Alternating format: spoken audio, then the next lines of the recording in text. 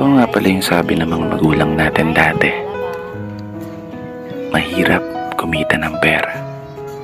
Kaya naman, lagi nilang paalala, anak, mag-aral ka ng mabuti. Dahil yan lang ang sandata na maaari naming maipamana sa'yo.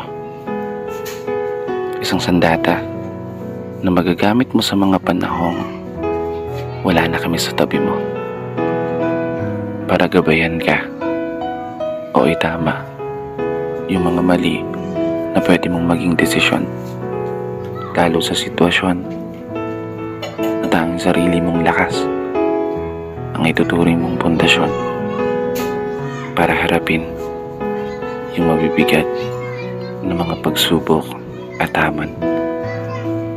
Tama talaga kayo. Tama lahat ng mga sinabi niyo. Eto na po yun. Ako, laban sa mundo. Ako, para sa pangarap ko. Di ko may tatanggi.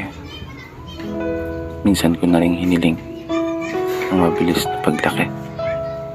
Dahilan para ang inyong mga pamana at paalala ay nagawa kong may santabi.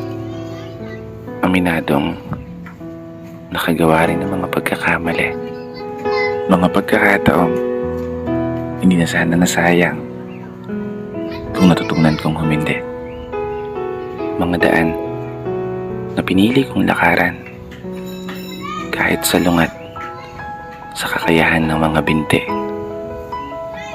Kaya heto yung anak niyo, patuloy na nagbabawi, patuloy na nagpapakasakali na sana pumupor ang kapalaran habang dala-dala ang inyong mga pangaral.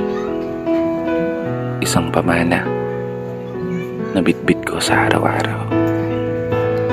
Hindi ako sigurado kung gagana yung mga plano.